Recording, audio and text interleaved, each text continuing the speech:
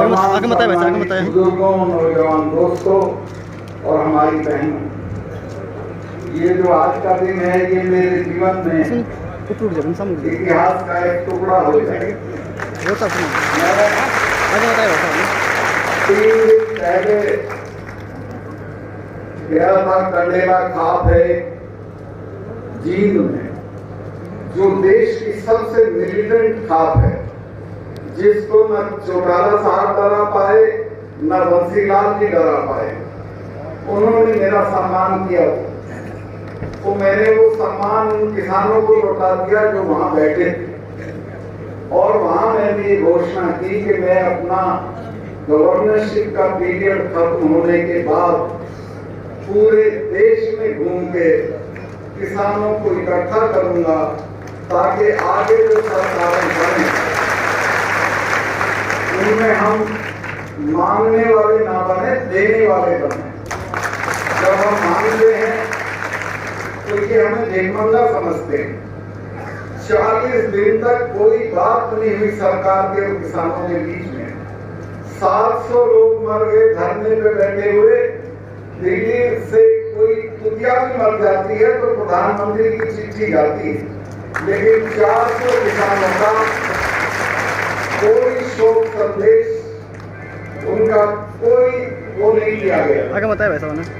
और एक तरह से बहुत ह्यूमिलेट किया गया किसानों।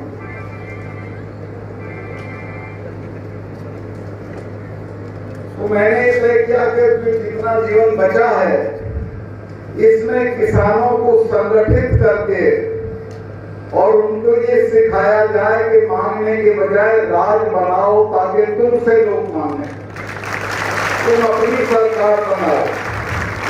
तो मैंने ये कॉल तो वहां से दे दी, लेकिन सरदार शहर आते आते मुझे थोड़ी झिझक हो रही थी कि पता नहीं कोई आएगा नहीं आएगा।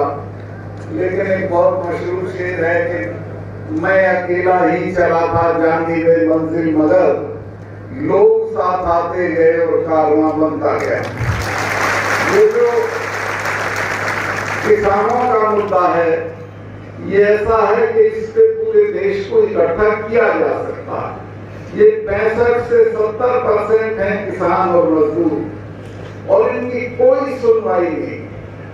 जितनी फसलें ये पैदा करते हैं उनके हर साल दाम कम हो रहे हैं, और जो सामान ये खरीदते हैं उनके हर साल दाम बढ़ रहे हैं। और नतीजा ये होता है कि इनकी खरीदने की ताकत कम होती चली जाती है, यानी ये हर साल गरीब होते चले जाते हैं।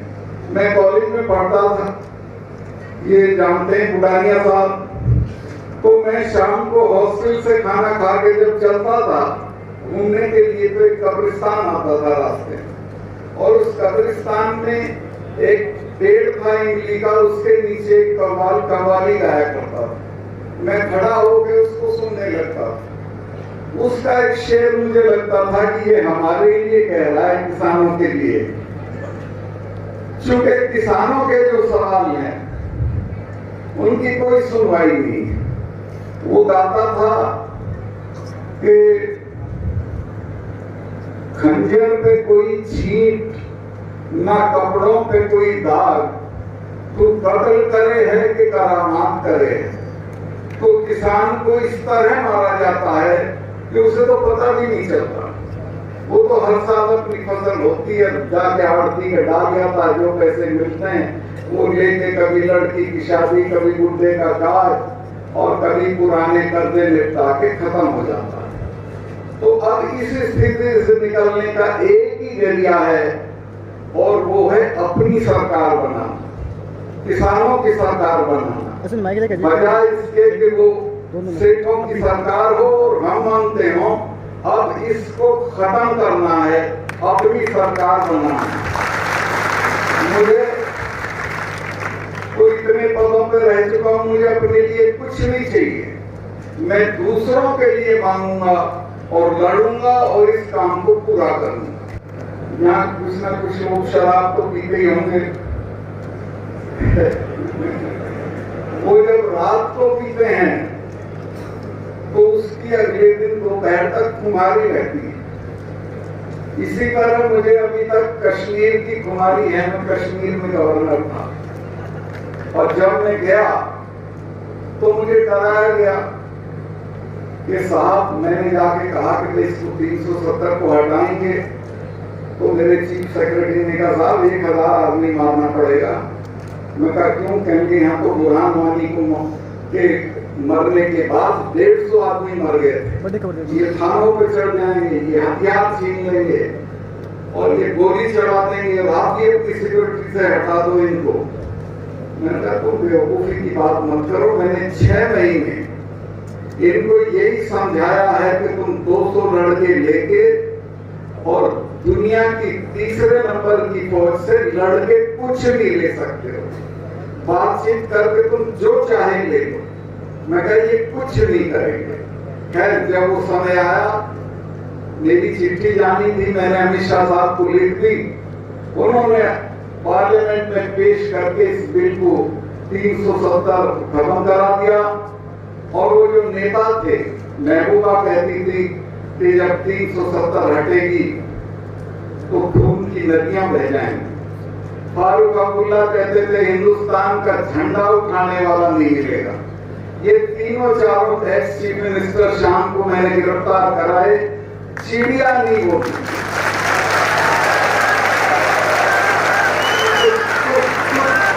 कुत्ता भी नहीं भौंका।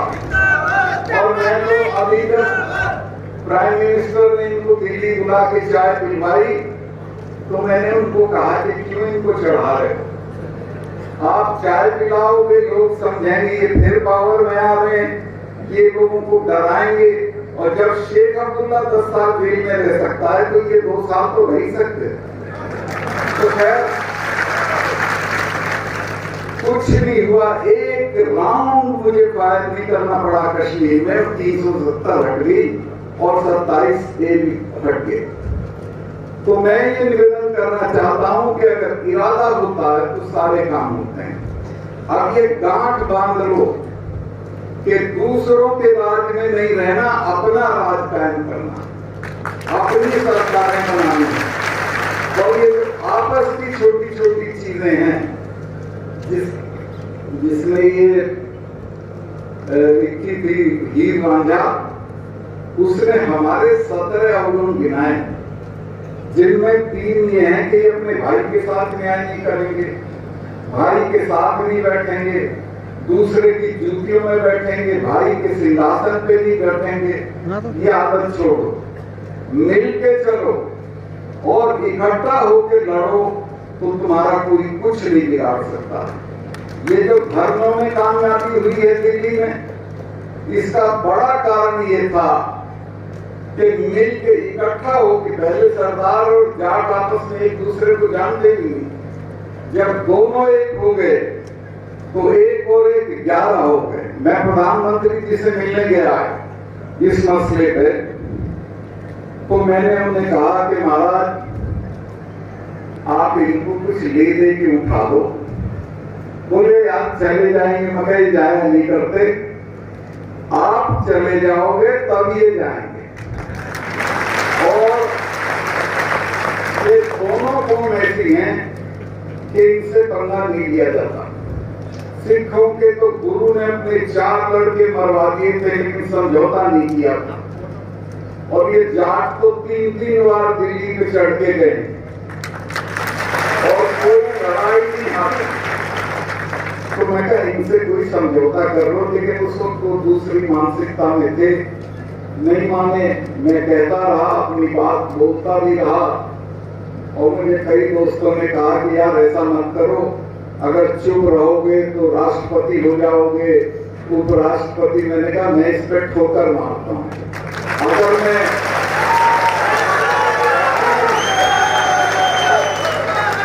अपने लोगों के दुख में उनके साथ नहीं हूं तो मुझ पर लानत है। मैंने चरण सिंह जी के कदमों में बैठ के राजनीति सीखी।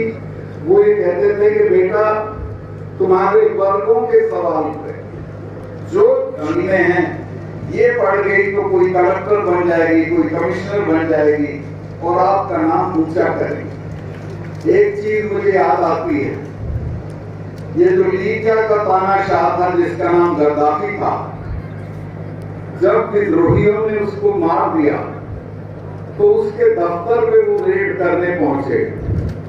उसके दफ्तर में उनको एक डायरी मिली। उस डायरी में लीबिया के तानाशाह ने लिखा था कि मुझे सबसे ज्यादा आनंद तब आता है जब लिटिल कोंडी यानी कोंडालीजा राइस, जो अमेरिका की विदेश मंत्री थी, शक्ल सूरत में निहायत साधारण मामूली घर की बच्ची, सिर्फ अपनी पढ़ाई की काबिलियत से फॉरेन सेक्रेटरी हो गई थी, कि जब लिटिल कोंडी शेखों को धमकाती है, और वो धमकाती थी अमेरिका की ताकत से, तो ये हमारी बच्चियां भी किसी दिन शेखों को धमकाने की स्थिति में चली जाएंगी, इनको पढ़ाओ। एक ये जो अब आपके यहाँ पता नहीं, मुझे हमारे यहाँ तो 40-40 गांव की चिट्ठी फाड़ते हैं आज के लिए। एक आया मेरा साजिद था रोता हुआ कि चौधरी साहब मैं तो बर्बाद हो गया। क्या हुआ? कहने को बिरादरी वालों ने चिट्ठी फड़वा दी 40 गांव की और मैं कर्जदार हो गया। मैं ये चिट्ठी फड़वा के और 40 गांव के लोगों को खाना खिला के तेरा बुढ़ा सूरजमल हो जाएगा। लेकिन है क्या करो, इन चीजों को छोड़ो, दहेज छोड़ो, बच्चियों की पढ़ाई के अलावा कोई काम मत करो। मैं दिल्ली में रहता था गवर्नर होने से पहले। मेरे पास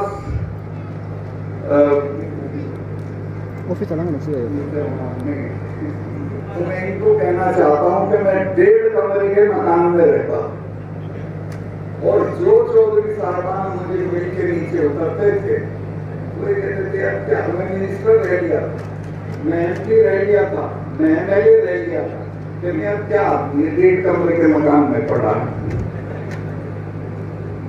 मैंने कहा ये मेरी ताकत है और ये मेरे किसी दिन काम आएगी, मेरी गरीबी। और वो काम आई।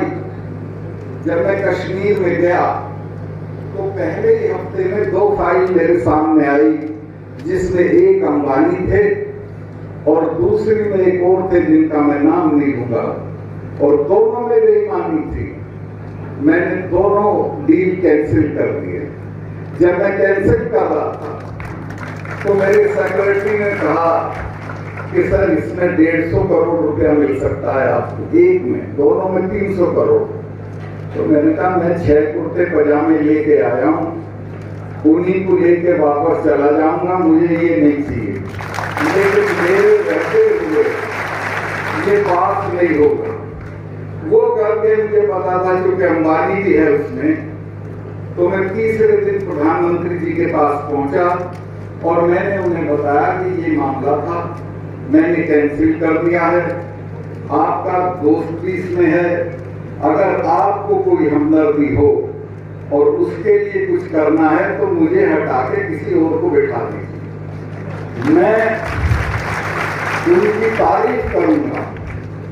उन्होंने कहा कि नहीं सत्ताल, करप्शन पे कोई समझौता नहीं, और मैं दोनों केस कैंसिल करके चला आया। और आज भी अगर मैं किसानों के मामले पे इतना डट के बोल पा रहा हूं, वो इसलिए कि मेरे पे कुछ नहीं है। ये मेरे यहाँ ना आईडी भेज सकते हैं, ना इनकम टैक्स भेज सकते हैं, ना रेड करा सकते हैं। तो ये जो हमारी गरीबी है ये हमारे बहुत काम आती है, कोई घबराने की जरूरत